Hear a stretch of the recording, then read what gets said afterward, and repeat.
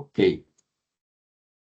Pois bem, chegamos aqui à seção 1.4, regulação e políticas de inovação no Brasil. Também um assunto que vai ser recorrente, né, em alguns aspectos ao longo dos outros módulos.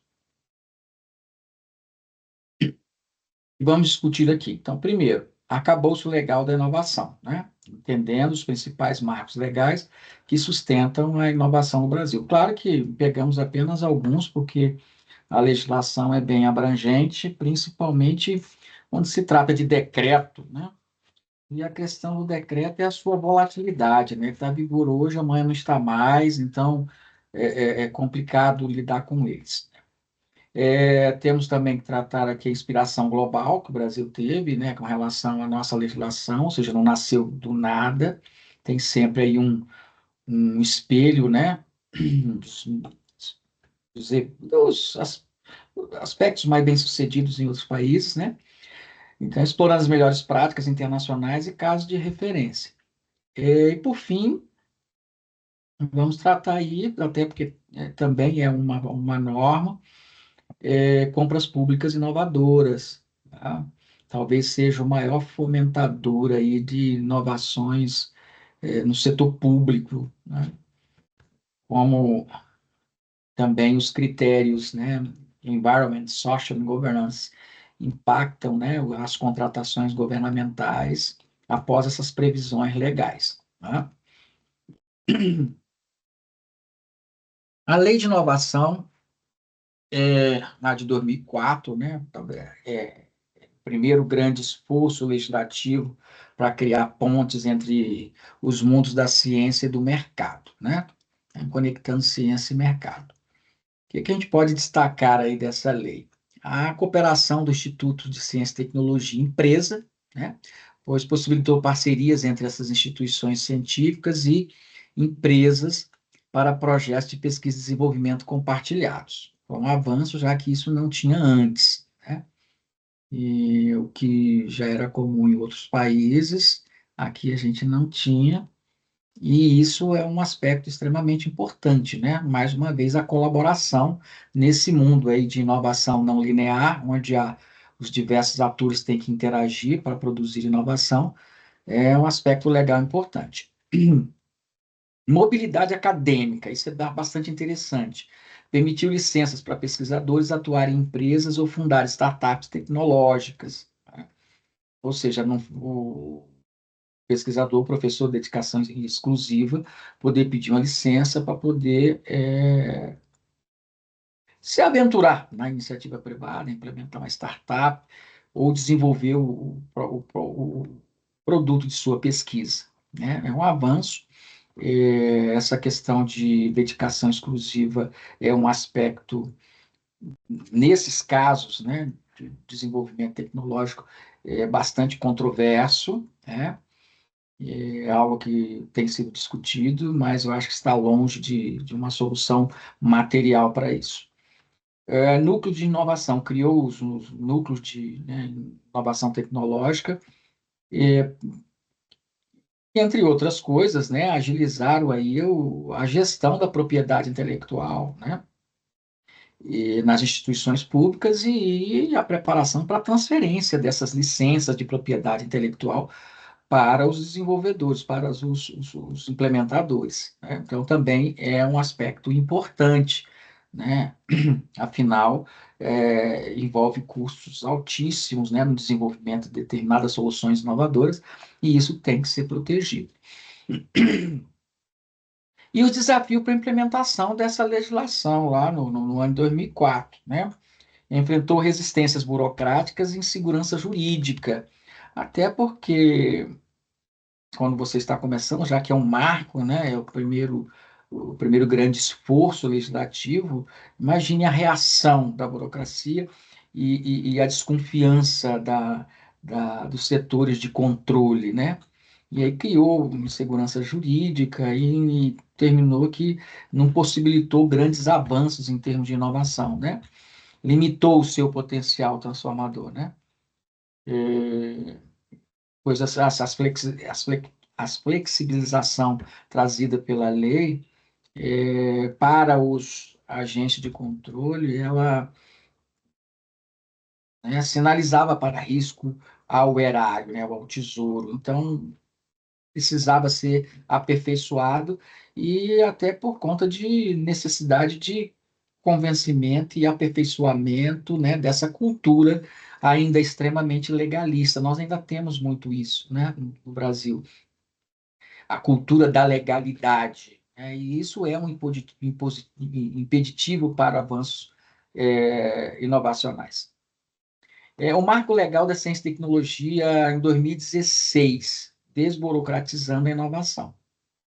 Simplificação de processos, né? E a dispensa de licitação para contratar fundações de apoio em projetos de ciência e tecnologia, né? Já foi um avanço, né?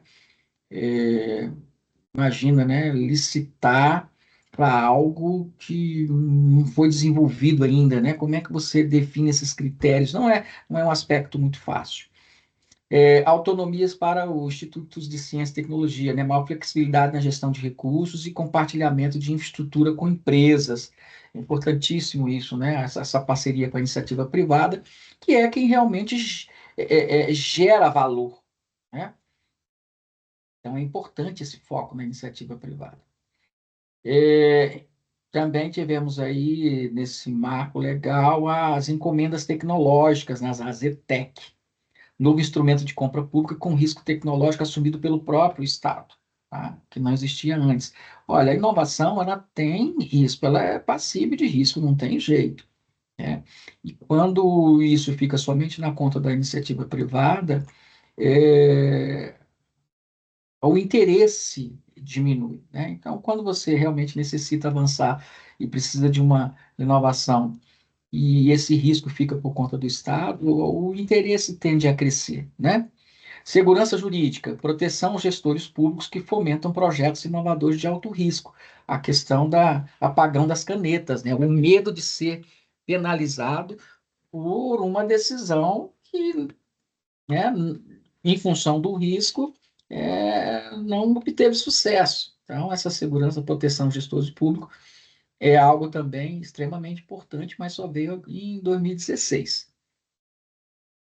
O marco legal das startups, esse também é muito interessante, né? Agora, mais recente, 2021, né?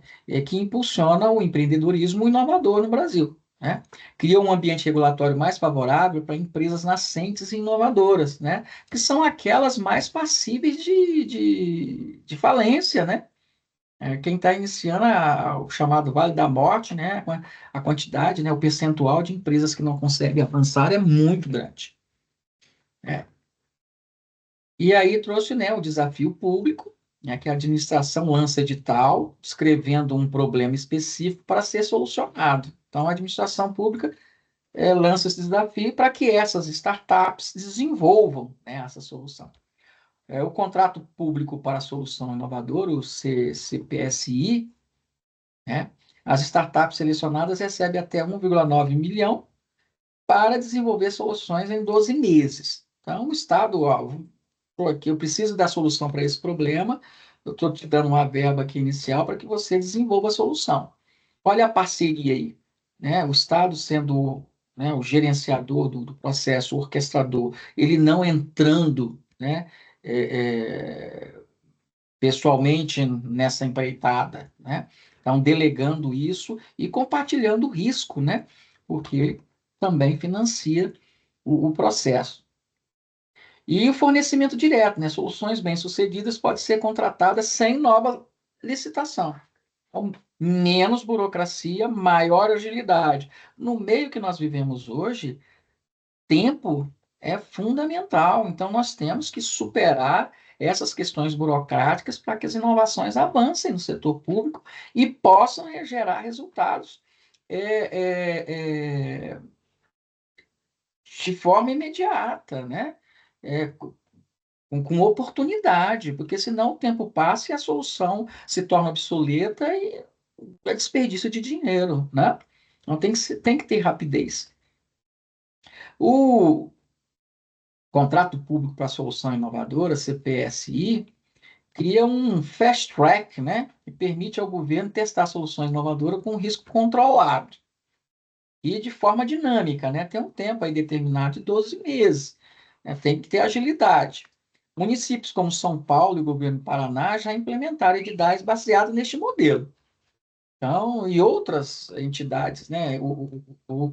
Outros entes públicos, né? Outros entes federativos, municipais, estaduais, também já fizeram isso. A modernização das contratações, outra lei, né? A nova lei de licitações, também de 2021, incorporando mecanismos inovadores para enfrentar os desafios contemporâneos da administração pública brasileira. Aí trouxe aí o diálogo competitivo, né, que permite contratação de soluções complexas por meio de interação direta com potenciais fornecedores, que é um avanço, né? Manifestação de interesse, permite solicitar à iniciativa privada estudos de viabilidade e projetos para subsidiar futuras licitações. Algo muito importante, né? Principalmente em grandes projetos, né? Esses estudos de viabilidade. E não a própria entidade pública ter que fazer isso. Critérios ampliados, né? Valoriza melhor técnica e maior retorno econômico, além do tradicional menor preço, né? Que tanto limitava, né? Os processos inovadores, o desenvolvimento de tecnologias inovadoras para o setor público. Ela substituiu a famosa 866, né, que eu estudei tanto, né, fiz tanto controle, né, com base nela, estabelecendo mecanismos especialmente desenhados para contratações inovadoras no setor público. Então, a lei trouxe, né, mecanismos próprios para que possamos avançar nesse aspecto de inovação no setor público. Ou seja, tem uma série de barreiras, uma série de impedimentos, uma série de características que cerceia o avanço das inovações no setor público quando você compara com o setor privado, mas paulatinamente tem surgido instrumentos que facilitam, né, que têm facilitado, têm dado segurança jurídica para que a gente possa avançar nesse sentido, né, para tornar um Estado mais ágil, mais eficiente, né, que consiga chegar, né, e provocar mais impactos na sociedade.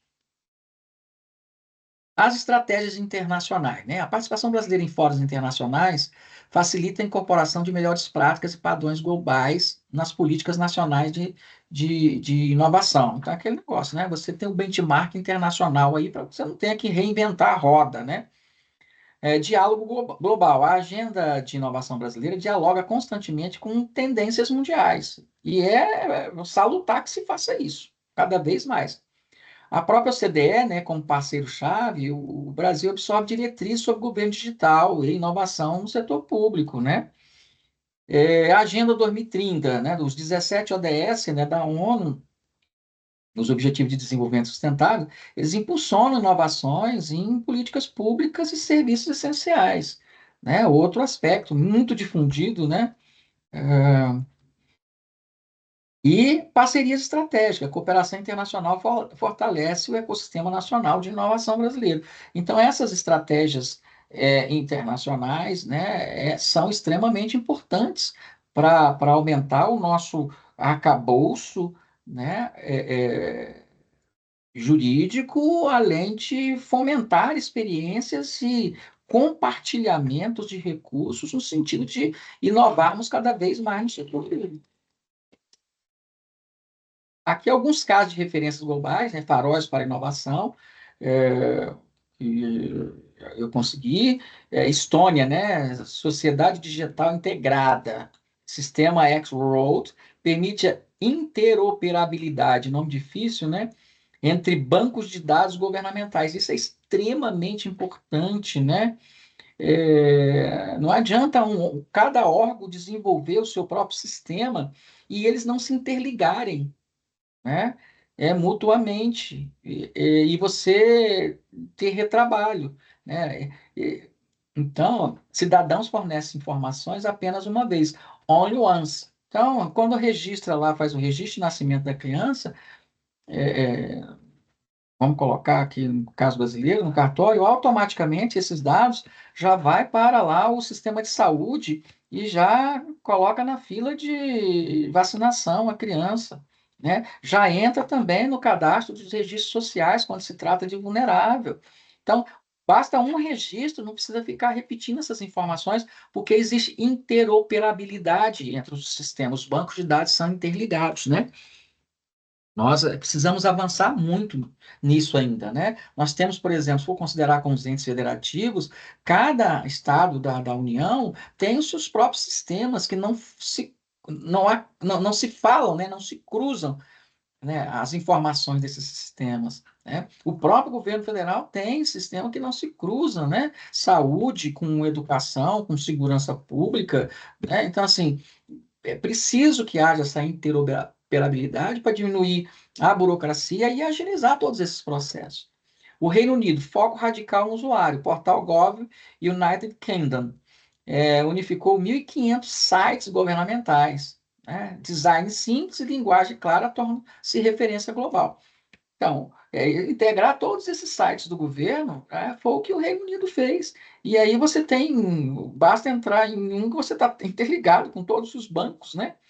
Então, isso é extremamente importante, a agilidade, né, no mundo tão acelerado que nós vivemos hoje. Foi ontem, né, que começou a inteligência artificial, hoje está em todos os lugares, né, está disseminado. Singapura, Smart Nation, estratégia integrada de inteligência das coisas, né? Internet das coisas, os IoTs, aliás, e a inteligência artificial e análise de dados. Otimiza a mobilidade urbana e energia, saúde e segurança com tecnologias conectadas. Também, né? Ou seja, interoperabilidade. Por meio desses sensores IoTs, né, de inteligência artificial, você integra, né, os sistemas de transporte urbano, de energia, de saúde e segurança. Né? Então, você consegue, tem um acidente, você consegue direcionar uma melhor rota para desviar o custo dos veículos, né? E, ao mesmo tempo, já sinaliza o sistema de saúde para aquela emergência. Então, assim, tem uma série de benefícios que essas interligações trazem, né? Nessas cidades inteligentes, por meio desses IoTs, né? Desses sensores IoTs, da inteligência das coisas. Vamos falar mais sobre isso mais à frente. E aqui, né, as compras públicas inovadoras, né, um xodó aí, né, do pessoal dessa área. A fronteira mais promissora da política de inovação. Transforma o ato de comprar em um ato de inovar. O poder de compra do setor público é muito grande, ele é capaz de moldar mercados, né? Então, isso é fundamental, é imperativo para que a gente avance em termos de inovação, né? O Estado deixa de ser mero comprador para se tornar cliente sofisticado, sim, porque ele exige, né? Tendo o suporte legal, ele passa a exigir inovações e fomentar, né, a iniciativa privada, né?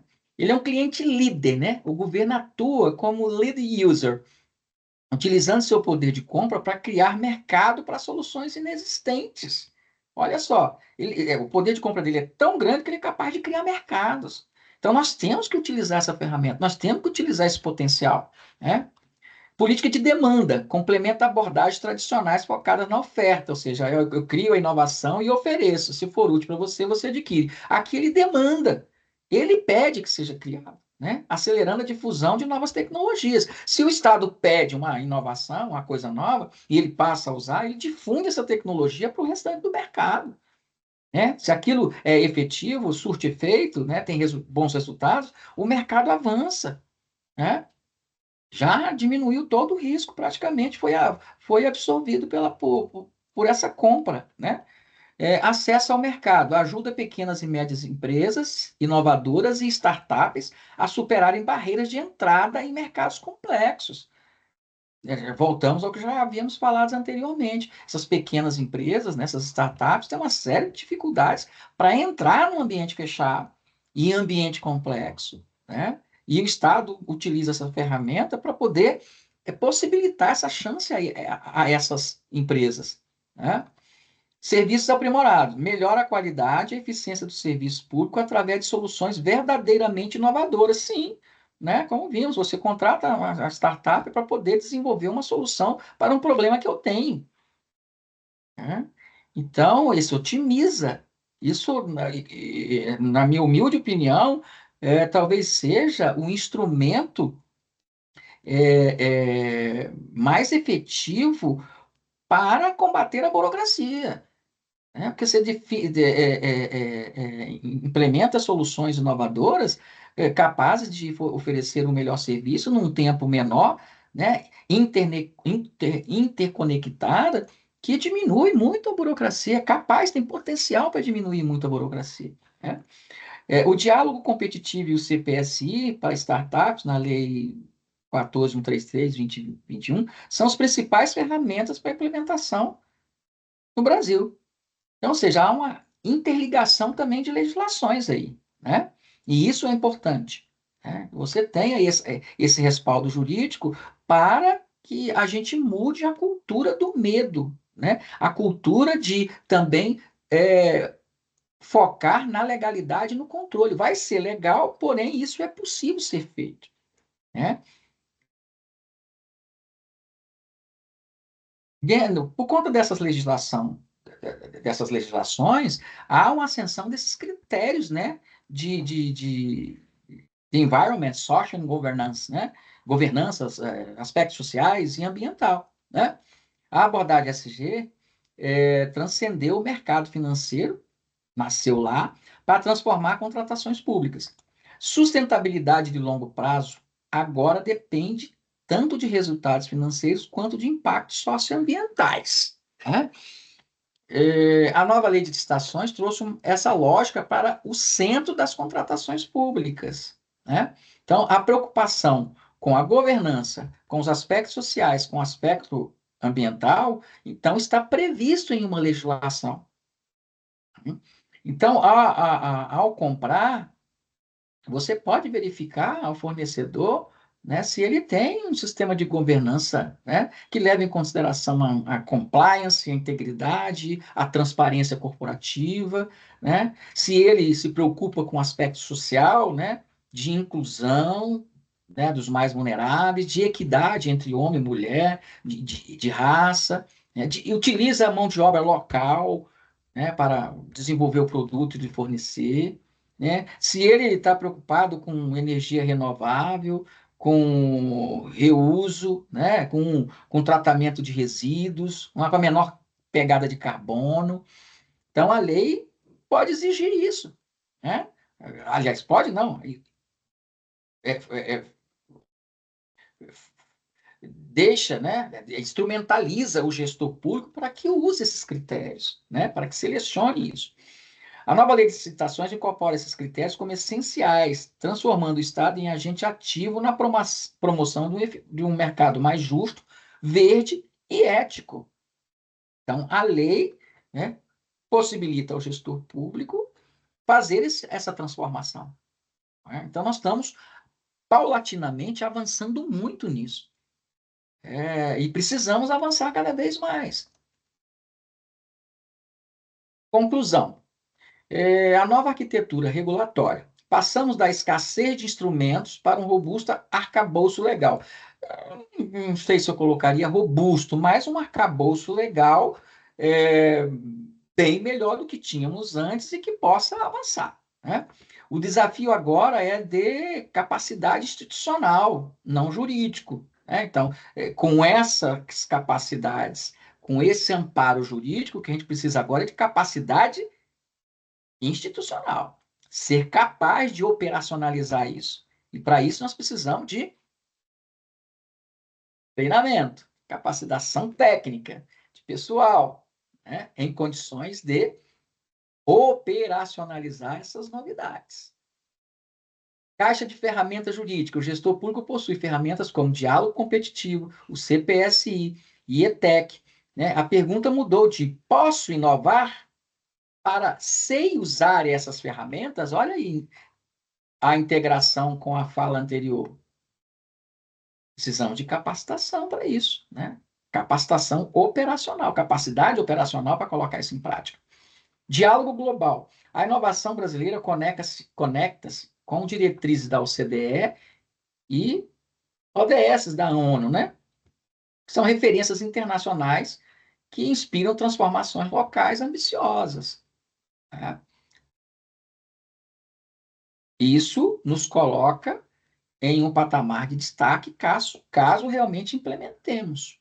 Tá? Poder de compra estratégico. O poder de compra do Estado que significa o papel do gestor, de burocrata a agente estratégico do desenvolvimento econômico, social e ambiental. Verdade, se você tem esses instrumentos e a capacidade do Estado de comprar, né, o poder de compra do Estado, o tamanho que é, né, ele transforma o gestor num agente, né, transformador de realidade econômica, social e ambiental. Isso é uma responsabilidade para os gestores atuais, não é mesmo?